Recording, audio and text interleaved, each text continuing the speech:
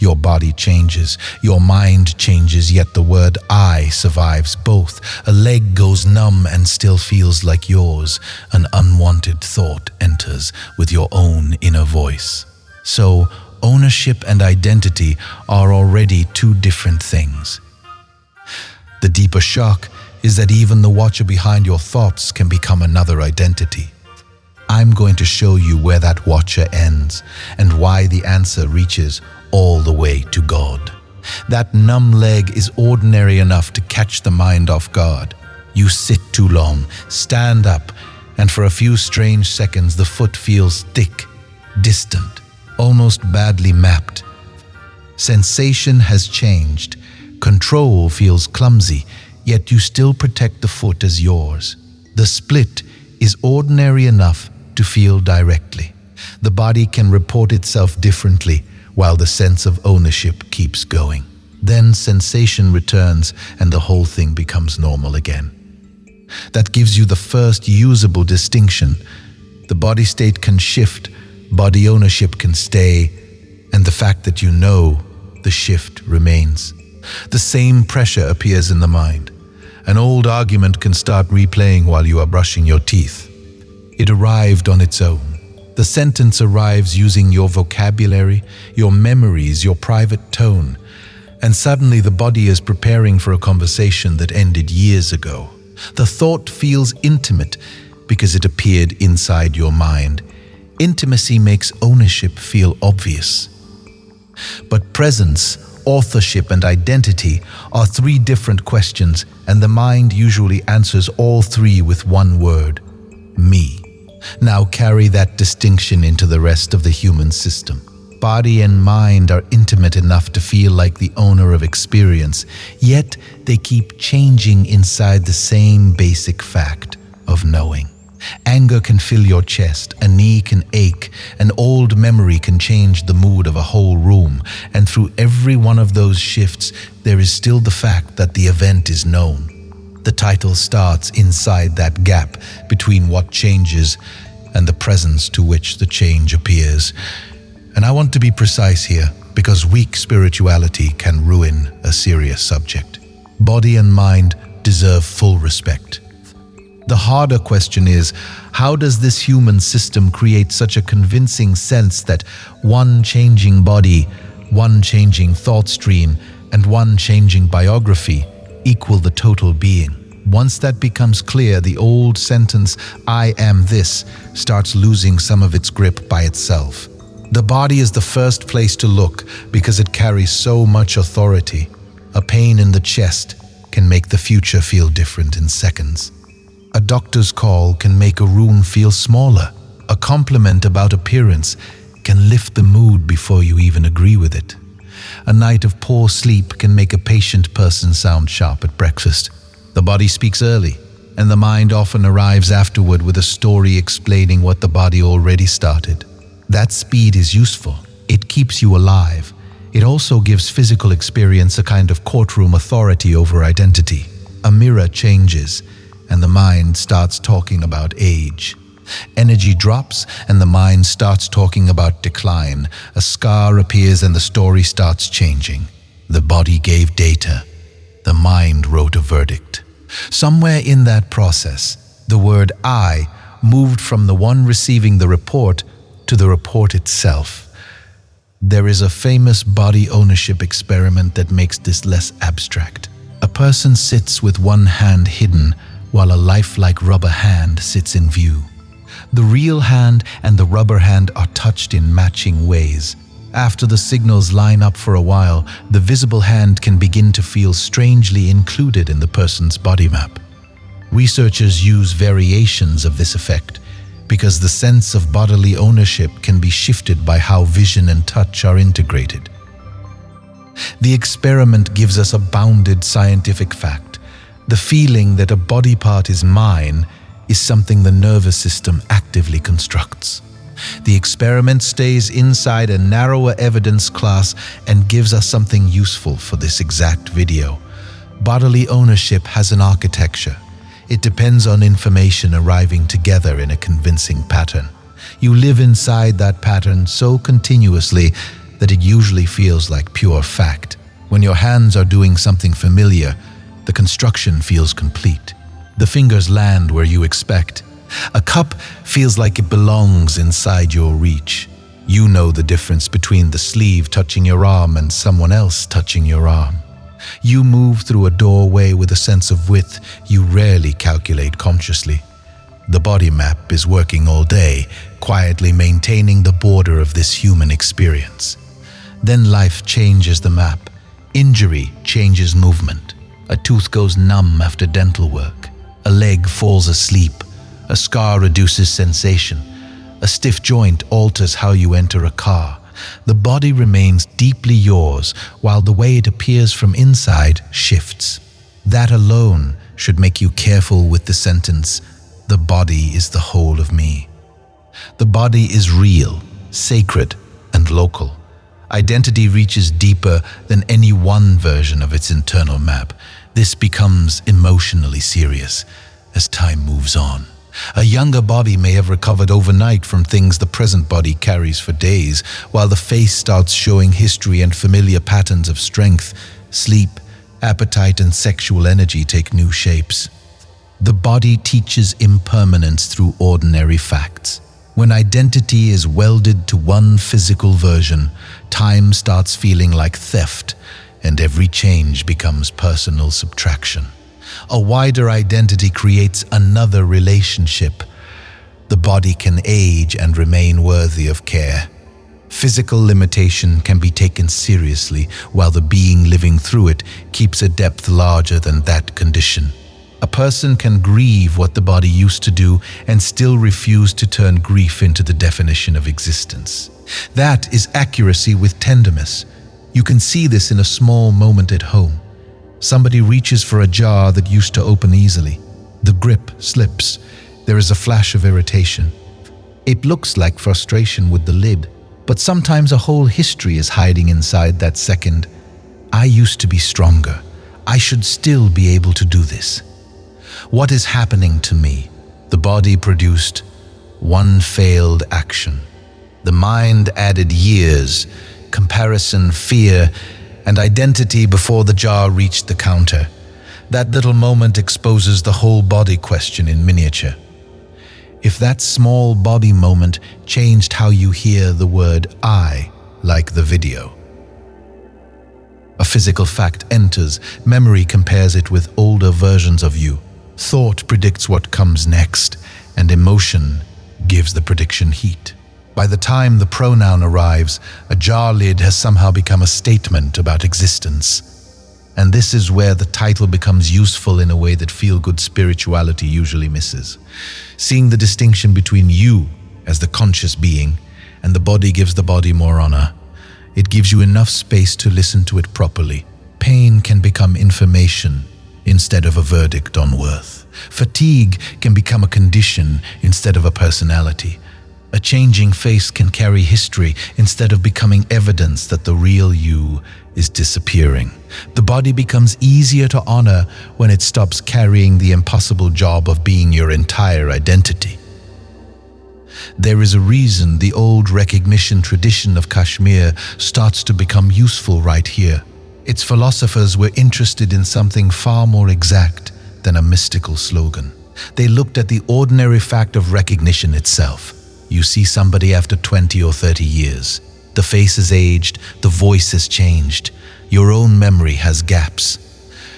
And still there is a moment where the present person and the remembered person click together. I know you. Something in the present reaches across difference and recognizes continuity. Meeting a school friend for the first time since your 20s carries the same mystery. At first, you may catch the walk before the face. Maybe it is the way he lifts one shoulder when he laughs. Then the name arrives. A whole period of life comes back with it. A road, a classroom, a stupid argument, somebody's old car, a version of yourself that feels close and impossibly far away. You are looking at a changed body through your own changed body, yet recognition joins two eras in one event. A stranger version of the same thing can happen when you hear an old recording of your own voice. Maybe somebody finds a voicemail, a wedding video, a clip from a phone you used 15 years ago. The voice is obviously yours, yet the rhythm can feel foreign.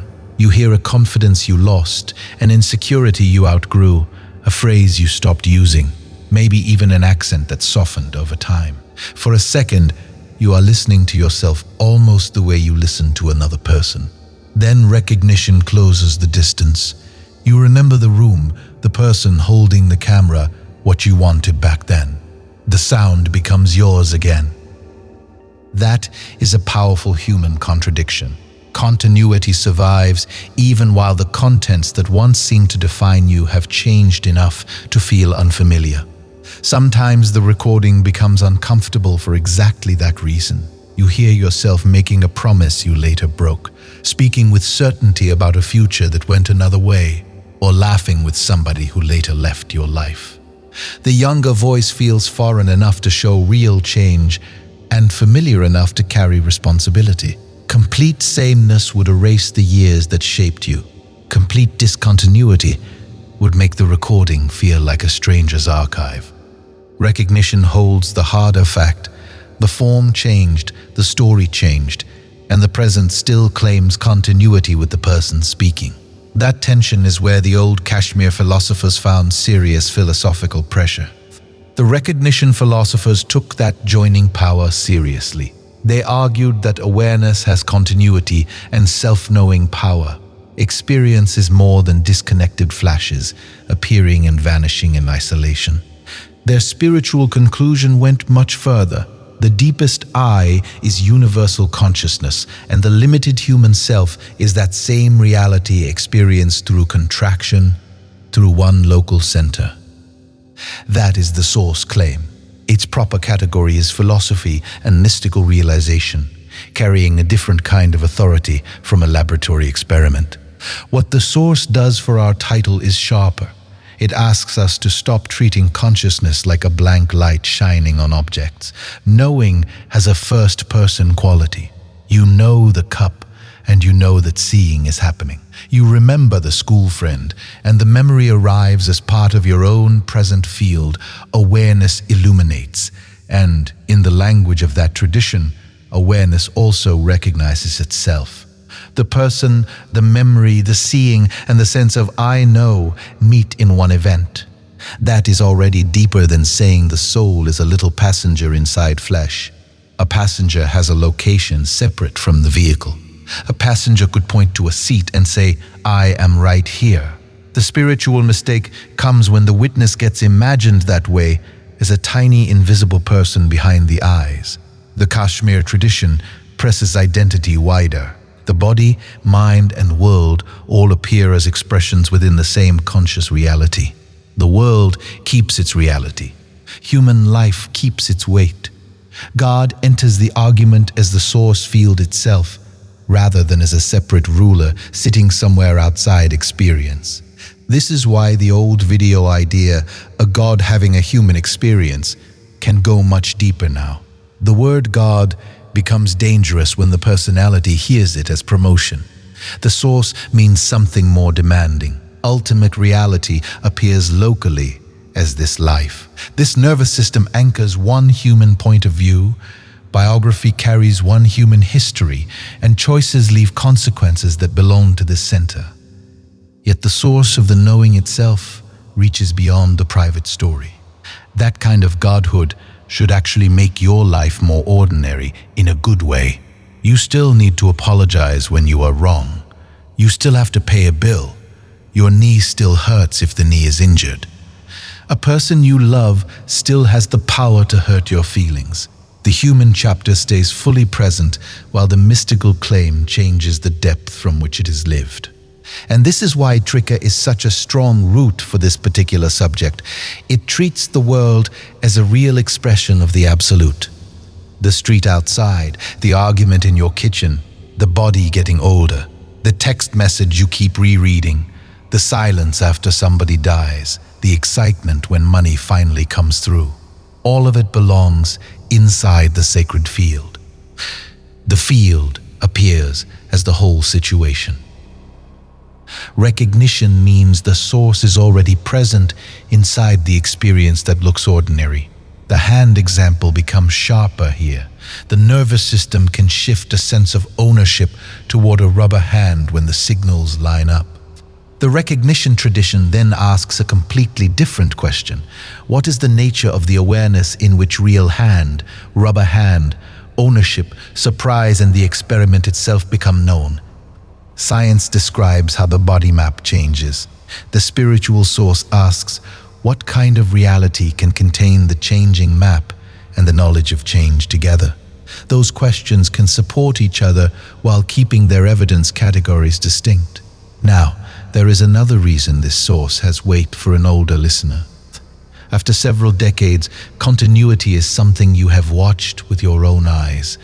The person who once fought hard for a certain opinion may barely care about it now. Someone who occupied your whole emotional world may live mainly in memory. A fear that controlled years can shrink into a story you tell calmly, while a dream you thought would complete you can arrive and leave the deeper hunger untouched.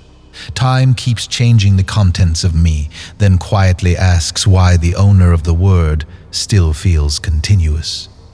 The personality keeps discovering that its latest definition has an expiration date. Recognition keeps those definitions in their proper place. Your name, work, family, culture, promises, and history belong to this human form. They organize responsibility. The spiritual pressure enters when one temporary definition claims the authority of the deepest I. Then a career ending feels like existence ending. A changed body feels like being erased. A family member questioning your role feels like an attack on your core. The source pushes one question under all of that. What is doing the recognizing while every recognized form keeps changing? That question is about to move from philosophy into the mind, because the mind has a way of answering it before you even notice the answer was written. A message comes in around 4 p.m. Can we talk later? That is all it says. 4 ordinary words, almost empty of information. You look at the screen, and the mind gets to work before the other person has said one more thing. Now make the sender somebody whose opinion carries weight. An adult child, a partner, a person at work. 4 words sit still on the screen while your inner world starts moving. The mind supplies a tone, reaches for the last awkward conversation, imagines one possible problem, and then improves it with another. A little tension enters the body. Within seconds, the future has scenes in it. By the time the phone rings, you may have already lived through 3 conversations created entirely in prediction. That is the mind doing what it is built to do. It predicts, fills gaps, compares the present with memory, simulates outcomes, and prepares action. Those abilities can save you from danger and help you solve complex problems. They also produce mental worlds that feel real enough to change the body before reality has confirmed them. This is where "Nor the mind" becomes more than a spiritual slogan. The mind can create an experience, then use the intensity of that experience as evidence that its interpretation was true. The process feels deeply personal. The imagined conversation uses your inner voice. The fears are built from your history. The possible replies sound like things you would actually say. So the whole production carries the stamp of mine. That stamp is powerful. It makes a generated scene feel like private knowledge. Then the call comes, and reality is almost embarrassingly ordinary. They wanted advice about something small or had news that belonged to an entirely different subject. The body unwinds while the mind quietly abandons a world that felt convincing 10 minutes earlier. That disappearing world is important because it had already begun affecting your chemistry, attention, and mood before any external event confirmed it. Where did that world go? It existed as thought, imagery, prediction, and bodily preparation, real enough to change your mood while it was happening. Then the external event arrived as a separate fact and corrected the story. The mind had produced a world, awareness had known it, and reality had shown the distance between prediction and event. That sequence already gives you room around thought. The mind becomes even more interesting when you ask, who authored every thought that appears? Some thinking feels deliberately guided, like calculating something or planning a sentence. Other content arrives almost fully formed. A song starts playing internally, a face flashes into awareness, an old insult resurfaces while you are driving, or a clever line appears after the effort to write it has already faded. Every event feels mentally close because it occurs inside your own stream, yet the feeling of deliberate authorship varies from one event to another. Researchers have tried to study that feeling of authorship directly. In experiments where the source of a thought is made ambiguous, people can misattribute it who generated it. The finding stays modest. The sense that I authored this thought involves a judgment process that can be influenced by context. That is enough for our purpose. A sentence arriving in first person still leaves deep identity open to examination. This should also make you gentler with the mind. An unwanted thought can feel disturbing because the mind immediately turns presence into confession. Why would I think that? Becomes, what does this say about me? Then shame gives the thought even more attention. The thought returns and repetition starts looking like proof. A single mental event can become a whole identity crisis because the person assumes everything that appears in consciousness must represent the deepest self. The mind loves this shortcut. It converts experience into biography very fast. Anger after somebody disrespects you shows the same thing. The first heat may arrive in the body. Then inner speech gets involved. They always do this. That word, always, does a lot of work. One current event has recruited history. Then the mind predicts motive. They knew exactly what they were doing. Now it has recruited another person's invisible interior. Then it imagines the future. If I let this go, they'll keep treating me like this. In less than a minute, one event becomes past, motive, future, and identity. The original disrespect may be real. The point is the amount of world the mind can build around it. That power deserves respect. The same imagination that can scare the body with a future also lets you enter another person's situation, design something that exists only as an image, or revisit a mistake and see a wiser response. The mind is creative force operating in human form. The problem begins when one of its creations is mistaken for the source that knows it. Trouble starts when creation forgets it is creating. A fear image gets mistaken for prophecy. A memory gets mistaken for a perfect recording. An interpretation gets mistaken for direct access to someone else's motive. A belief gets mistaken for the being who holds it. The mind keeps producing maps, and identity keeps forgetting the map was produced. This is why changing your mind can feel strangely physical. You are arguing about politics, religion, money, parenting, or a family event, and new evidence starts weakening your position.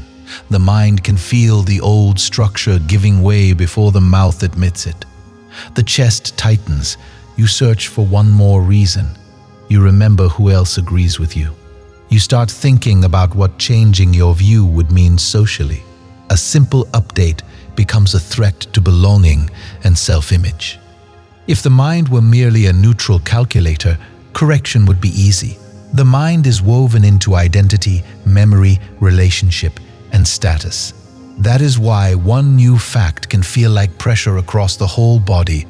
And here is the spiritual advantage of a wider eye. A thought can die, a belief can be revised, and a mistake can be admitted, while dignity stays intact. The mind gets more intelligent when it loses the burden of defending existence every time one of its conclusions changes. This is also where the old phrase, "observe your thoughts," can become shallow if we stop too early. Observation gives distance. Yes, but a person can stand back from thought and immediately build another identity, I am the observer. I am the one who has risen above the mind. The mind is perfectly capable of turning witness consciousness into a new badge. Mental distance only gets us so far. Memory gives the mind its strongest claim on the word I, because when the mind says, "This is who I am," it almost always opens a file from the past to prove it. Memory usually enters the room pretending to be a recording. You say, "I remember exactly what happened," and the confidence feels clean because the scene has been repeated for years. Then life gives you one of those uncomfortable corrections. You are cleaning an old inbox and find an email thread from a relationship or a business dispute that ended a decade ago. You have told the story many times. In your version, the other person became unreasonable first. You were calm longer. One sentence from them has lived in your head as proof. Then you read the actual thread. Your sentence is sharper than you remember.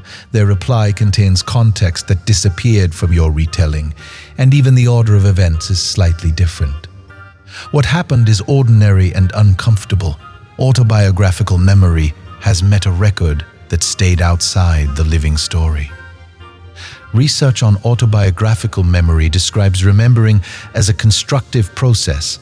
The present self draws on stored information and rebuilds a usable memory in relation to current goals, later knowledge, emotion, and self-understanding.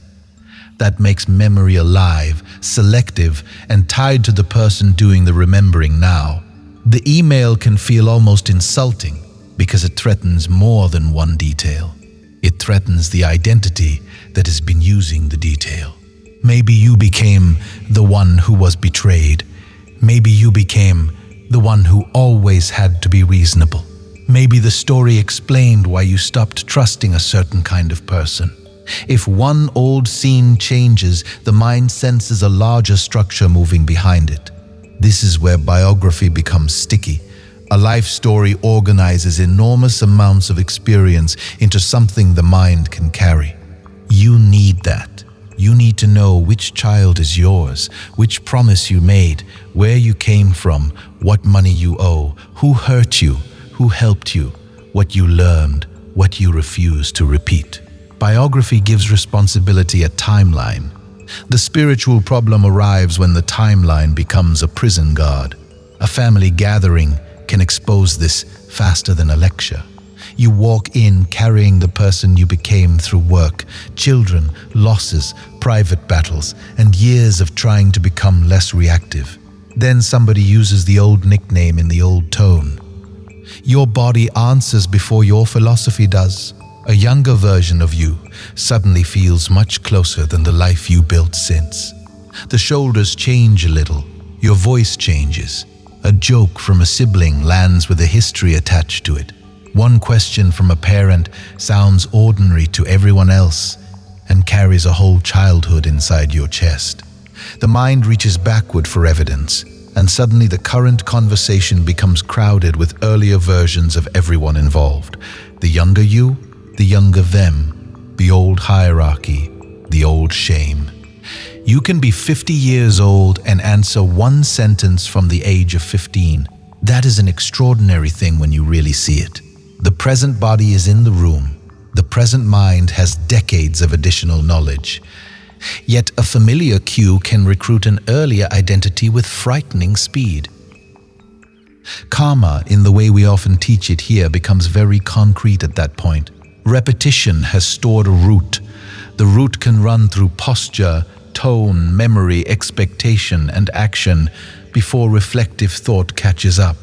This is why body and mind have to be understood together.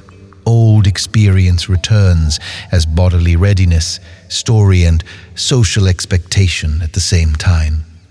A family member expects defensiveness and speaks as though the defense is already present. You feel the expectation and answer from the old position. Both people leave with fresh evidence that the role was accurate, even though the interaction itself helped recreate it. The identity renews its lease through interaction. There is a hidden bargain in that pattern. A fixed self gives the mind a script before life arrives. The strong one already knows who carries the room. The overlooked one already knows what a missed invitation means. The successful one already has a ruler for the year. Even a painful role can feel safer than open ground because prediction feels like control. That is why freedom can feel disorienting before it feels peaceful. The old wound may have been painful, but it also organized the world. If the wound stops being the center of identity, the mind has to learn how to enter a situation with the present, given room to speak first. You leave that family gathering and sit alone in the car for a minute before driving home. The argument is still alive in your body. Your jaw is tight. The mind is preparing the perfect reply you should have given. Then something shifts. You see the whole pattern at once. You see the younger role, the current body, the thought stream, the family cue, the impulse to prove yourself. For a moment, the whole event becomes visible at once. This is where witness consciousness feels like liberation. The mind says, there, that is the real me. I am the one watching all of this. It feels clean because the watcher is quieter than the argument.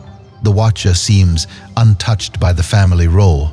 The body can heat, thought can race, memory can pull, and still there is a sense of somebody sitting behind it all, seeing. Surface-level witness teaching stops right there. Our source keeps going. The watcher in the car has one more detail. Where does it feel located? The answer may feel like somewhere behind the eyes, inside the head, slightly back from the face. The world seems to spread out in front. The body feels underneath. Thought seems to happen near the center. The witness feels like it owns the best seat in the house. Now the map changes. The witness feels hidden behind the face because vision opens from here. Inner speech sounds close, and the whole world is organized around this bodily point of view. Yet that feeling of centrality can itself be noticed. The supposed observer comes with a location, a texture, a sense of being in here. The moment those qualities become knowable, the witness has stepped into the same field it was claiming to stand behind. This is the midpoint that cuts deeper than I am the observer. The observer you imagined may still be another picture produced inside the human system. Research on full-body illusions has shown that multisensory cues can shift aspects of self-location and bodily identification under controlled conditions. The science stays specific to bodily self-consciousness. The spiritual implication comes from somewhere else. The experiment tells us that the felt center of where I am has flexibility. The recognition tradition asks what knows the change in location. The logic gets sharp here because the old identity gets clever. First it says, I am the body. You see through that, and it moves to the mind. You see through the thought stream, and identity moves again. Fine. I am the witness behind both. Identity keeps moving its address inward. Awareness behaves differently from another little object beside the body, thought, memory, or felt center. You know sights, sounds, sensation, inner speech, and the experience of being located here. The knowing presence is the condition under which the whole display becomes available. And this is where the old recognition teaching stops feeling philosophical and starts feeling dangerous in the best way. It places the deepest I in the conscious field itself, localized here while exceeding this location. That is the moment a God having a human experience becomes a much bigger sentence. The obvious objection comes quickly. If the deepest identity is some universal field, why does experience still feel so private? This body gives you the immediate location of sensation. Inner speech arrives in your own intimate channel. Childhood memory opens from your history, and pain is known from the inside while the person beside you has to infer it. That privacy is real enough to build an entire philosophy around. Subscribe if you want more videos that take body, mind, and God's self this far past the slogan. Privacy needs one more examination before it becomes a final answer. Across a table sits someone you have loved for 20 years. You know the face so well that tiny changes mean something. You can tell when they are holding back a sentence. You know the way they get quiet when they are disappointed, and the way their eyes change when they are trying to be polite. You may know thousands of details about them, yet their pain still arrives to you through expression, language, and behavior. You experience your own pain from the inside. That difference is part of localization. A human life opens from a center where bodily location, memory, and intention keep giving experience a particular here, a lived past, and a direction into the next moment. Other lives meet you from their own centers. Universal consciousness in our worldview expresses itself through those distinctions, which is exactly why love can meet another person as genuinely other at the human level and equally sacred at the deepest one. Trika holds both sides. Ultimate reality is one, and the world of difference is a real expression of that one reality. So non-duality gives the person across the table full reality as another local center. Their body has its own boundary. Their history carries facts available to them from a life you experienced only from outside. Their consent belongs to their local center. Their suffering has a first-person texture you can respect while lacking direct access to it. The one source appears as real multiplicity. That point saves "you are God" from becoming spiritual narcissism. The private personality hears God and wants more ownership. It imagines reality revolving around its intentions, signs, wounds, and awakening. The recognition view cuts the ownership in the opposite direction.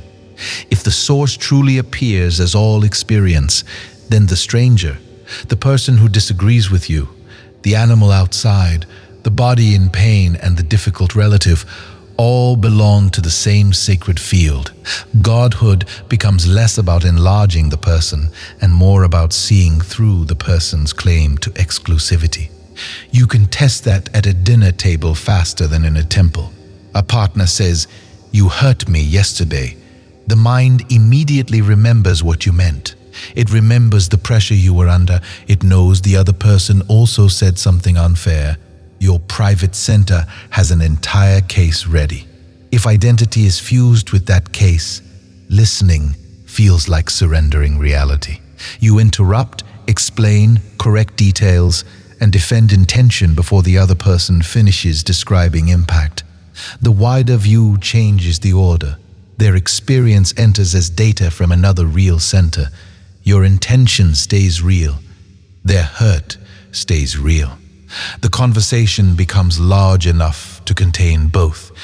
You can still disagree about details, and your inner version becomes one perspective among the facts in the room. That is a serious non-dual consequence because it reaches straight into perspective. The mind normally treats its own angle as the default camera. Rooms are entered from here, memory opens from here, and the future is imagined from here.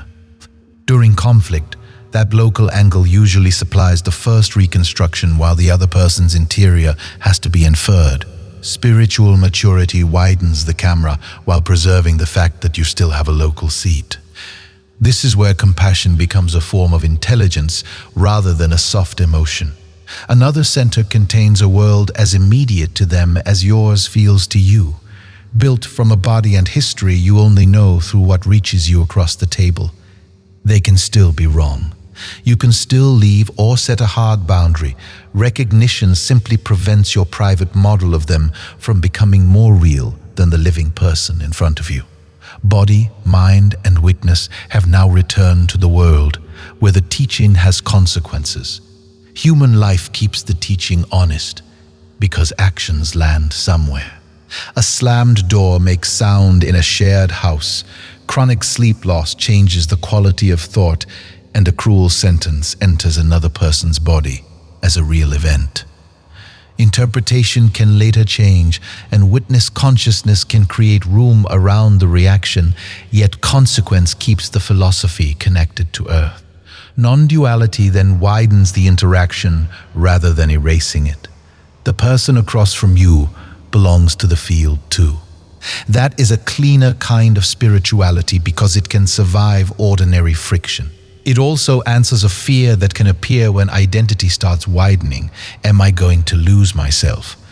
At the human level, the self can actually become easier to use because every preference, boundary, and responsibility carries less pressure to prove existence. The personality loses some of its metaphysical weight and gains practical usefulness. A huge amount of energy gets spent protecting a flattering self-description. A person who sees himself as easygoing can become strangely defensive when someone names his control. Someone attached to being generous may hide resentment after giving because the resentment threatens the image. Spiritual identity gets even cleverer. Jealousy appears and the mind upgrades it into intuition, so the sacred self-description survives. A rigid self-image turns every contradiction into a public relations problem inside the head. A wider identity can let the contradictions speak. I like thinking of myself as generous, and part of me wanted recognition. That sentence gives you something real to work with. Embarrassment may move through the body and resistance may rise in the mind, yet awareness can hold the whole uncomfortable truth. Growth becomes possible because the self has enough room to survive honesty. This is the hidden freedom inside the title. Body and mind remain intimate, useful, and local. They stop functioning as the walls of reality. Then time enters and asks whether you really understand that, because time has a brutal habit of changing the very things you used to prove who you were. A man retires after 32 years in the same field. The last week is full of handshakes, messages, a few jokes about finally being free. He clears the desk and brings home a box with papers likely to stay boxed. For the first month, rest feels good. Then a strange irritation starts showing up around 9 in the morning. His body still wakes on the old schedule. Coffee happens at the old time. The hand reaches for the phone more than it needs to. A problem appears on the news, and his mind starts solving it as though somebody is about to ask for his decision. The question stays inside his own mind. That silence can feel much heavier than expected. The job was income and responsibility, but over 3 decades it also became a mirror. People needed his knowledge. A calendar proved usefulness. A title told strangers how to place him. Even stress gave the week a shape. When the work ends, a whole network of signals disappears at once. The person remains, but the system has lost one of its strongest ways of confirming who the person is. This is where body-mind identification becomes painfully practical. The mind can interpret the quiet phone as reduced worth. The body can feel the interpretation as restlessness. The person then creates conflict at home, starts micromanaging family, or throws himself into some new task with an intensity that looks like ambition and feels more like survival. The real pressure is simpler. Who am I when this role stops calling my name? That question appears in different clothes across a lifetime. A parent feels it when children stop needing daily help. A person known for physical strength feels it when the body forces a slower pace. A woman who received attention for beauty feels it when the social mirror changes. Somebody who spent years caring for a sick relative can feel disoriented when the caregiving ends. The details vary, but the inner event is familiar. A function that once organized identity becomes smaller. Time keeps doing this because time has zero loyalty to a self-image. That sounds harsh until you see what it gives you. Every role that changes creates a chance to discover the depth that was present before the role and remains available after it. The retired man still has intelligence, humor, memory, skill, love, and a capacity for new relationship. But those qualities have to be lived again outside the old confirmation system. He may have to become a beginner somewhere. He may have to learn how to sit through a quiet morning that used to feel impossible. The mind often hates that period because uncertainty makes the old identity look attractive. It starts editing the past. Work becomes better than it really was. The old title starts glowing. The stressful colleagues become evidence of a meaningful era. Memory rebuilds the former life around the question the present is asking. This is where the reconstruction of memory and the hunger for identity meet. A story can keep you loyal to a version of yourself long after the conditions that created it have changed. Years can be spent proving something to a parent who has died, carrying anger toward an employer who disappeared from daily life, or retelling a relationship wound because the story still explains why intimacy feels dangerous.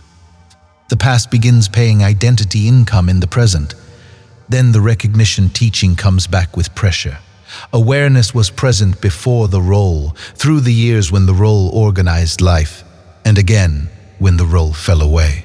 The contents and the local center changed across those chapters, while the knowing field carried their continuity.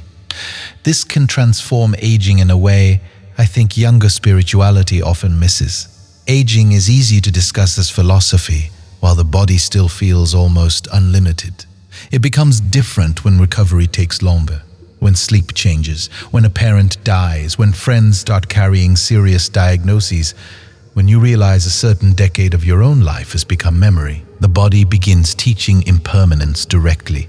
A person fused with physical identity can experience each change as an insult. A person escaping into spiritual identity can start dismissing the body to avoid the grief. Recognition gives a third possibility. The body is precious precisely because this version has a season. You can love the season and understand that you, as the conscious being moving through it, reach deeper than its current shape. That view can make care more sincere. You stop using the body to prove youth and stop using spirituality to prove transcendence. You meet the fact that is actually here. Maybe a knee needs treatment, maybe sleep needs attention, maybe the nervous system has carried stress for years, maybe you need help with something you once did alone. Those facts describe the current conditions of this human chapter, while the depth of the being remains larger. The same thing happens mentally. A mind that once held 10 tasks effortlessly can become overwhelmed under stress, grief, hormonal change, illness, caregiving, or chronic sleep loss. The wise response begins with conditions rather than shame.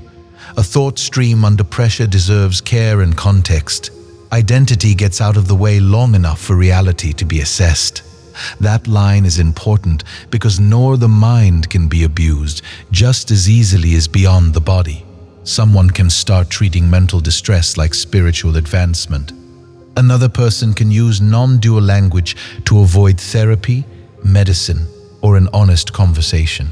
The source teaching gains integrity when the human level stays respected. Awareness may be our deepest identity in the spiritual map, and the mind-brain system still carries real conditions that shape human experience. Both truths can sit in the same room. The older you get, the more valuable that balance becomes. You have enough life behind you to know that one difficult season can distort the whole horizon. You also have enough life behind you to remember other seasons that felt permanent and eventually changed.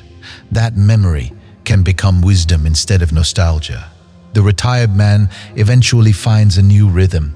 Maybe it takes months. He teaches someone younger once a week.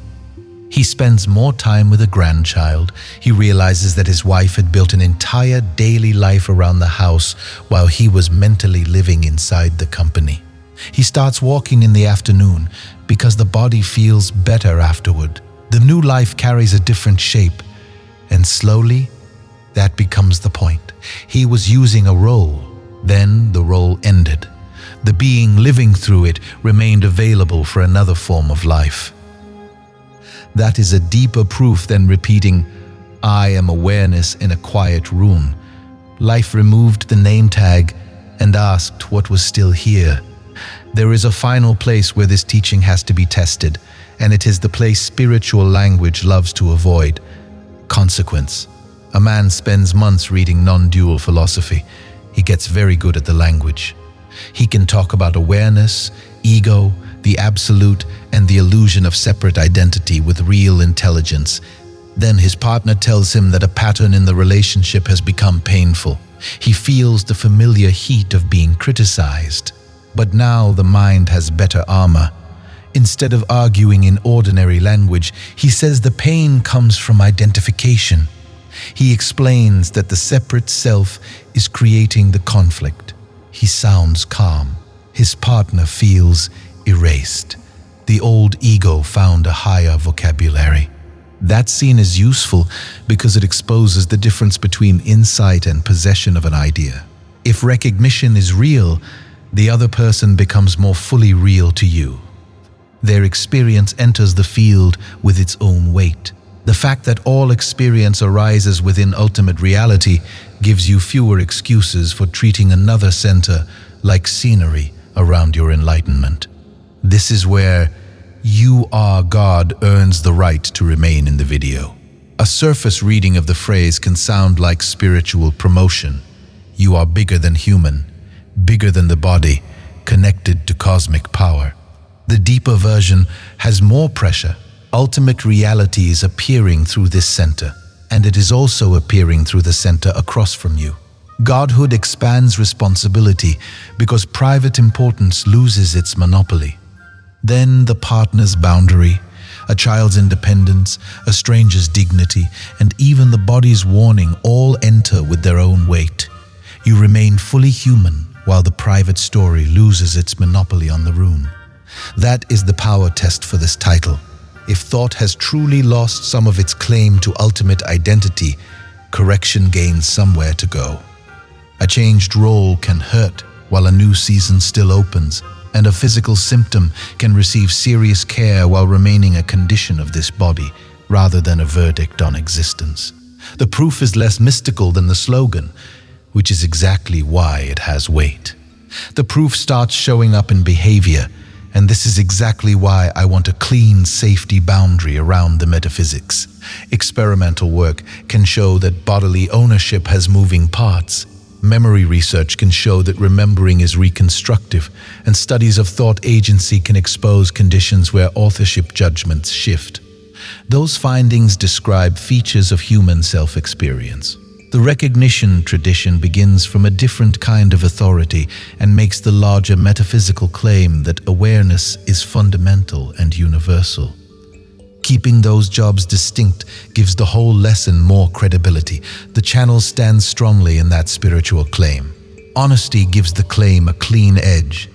Our spiritual position can stand beside biological seriousness. Consciousness can be treated as fundamental in the metaphysical map.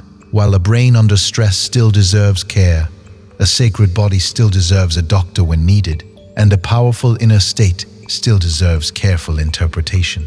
Strong spirituality gains credibility from that precision. That balance protects the viewer from turning identity freedom into neglect. It also protects against a subtler trap, using "I am beyond the mind" as cover for the mind's unfinished work. Resentment can wear the name discernment. A repeated financial pattern can hide behind contempt for worldly things.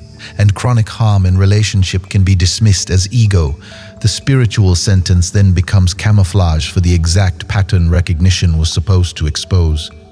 A real teaching removes hiding places. You, as a soul, are here living through cause and consequence.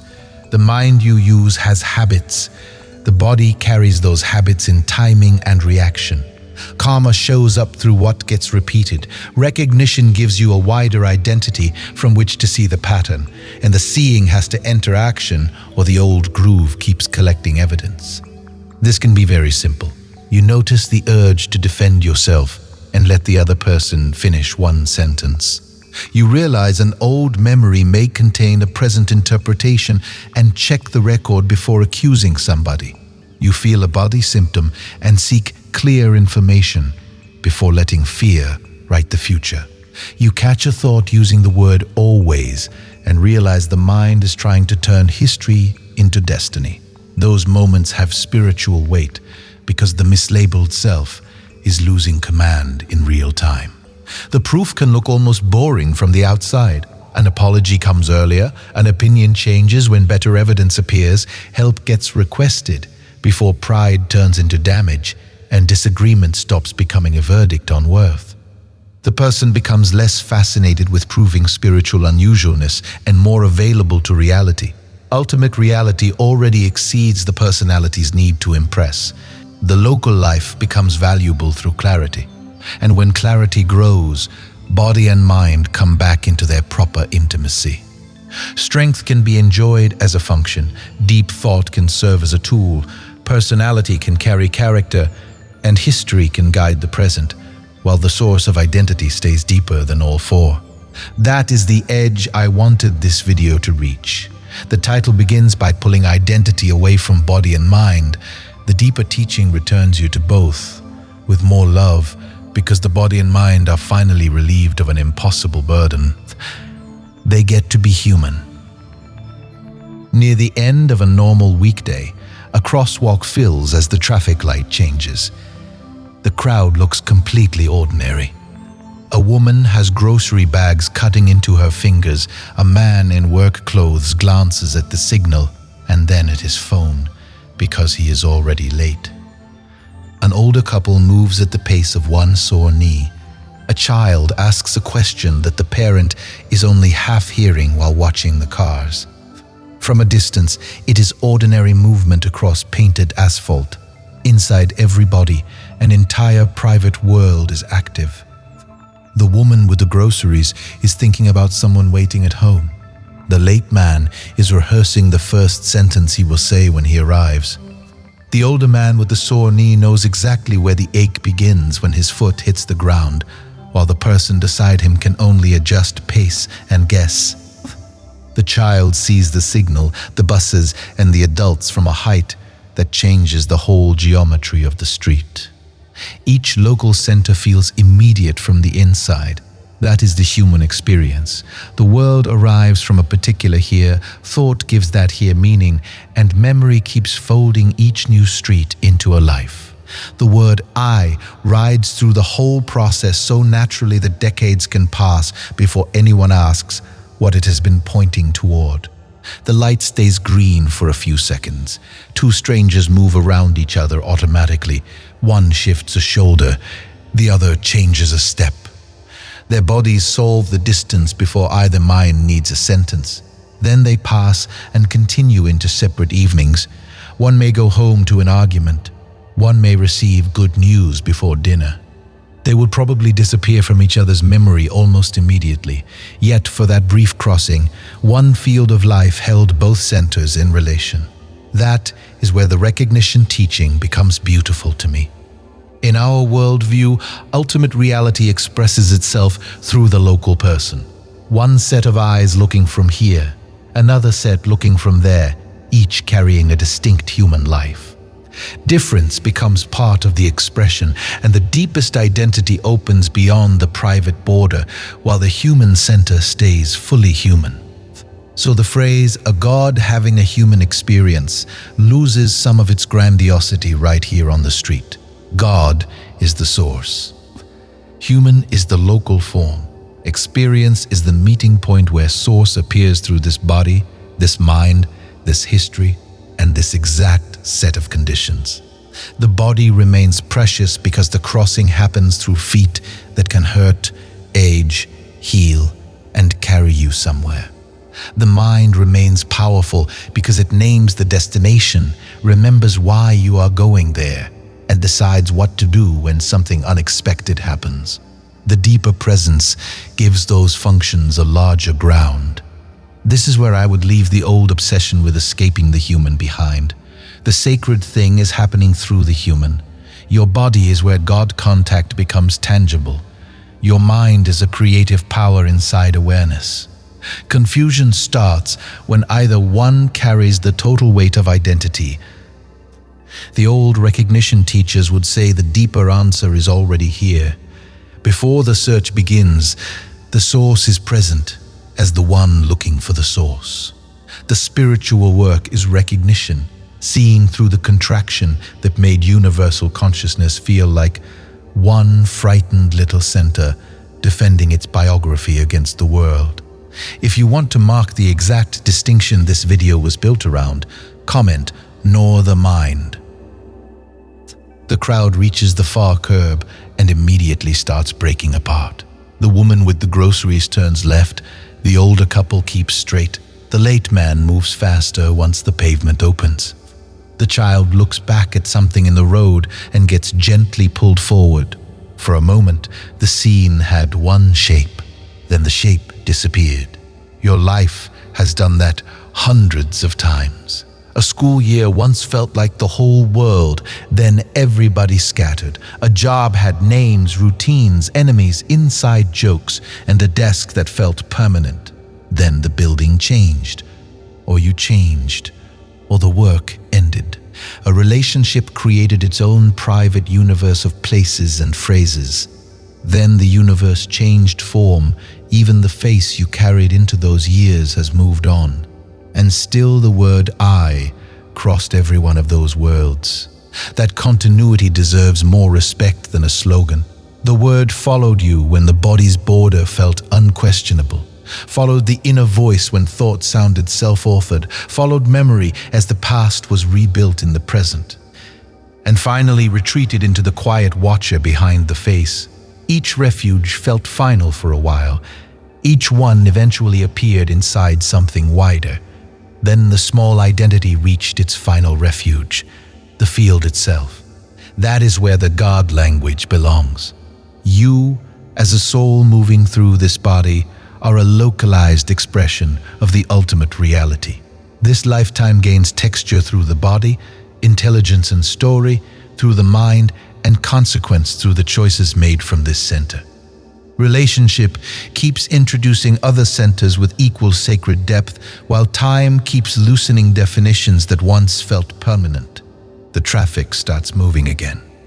A bus crosses the space where the people were standing 10 seconds ago. The road looks empty. The asphalt looks exactly the same after all those private worlds have passed through it. You keep walking too. The body knows the weight of the next step. The mind knows where you are headed. And the presence hearing these words has always exceeded either description.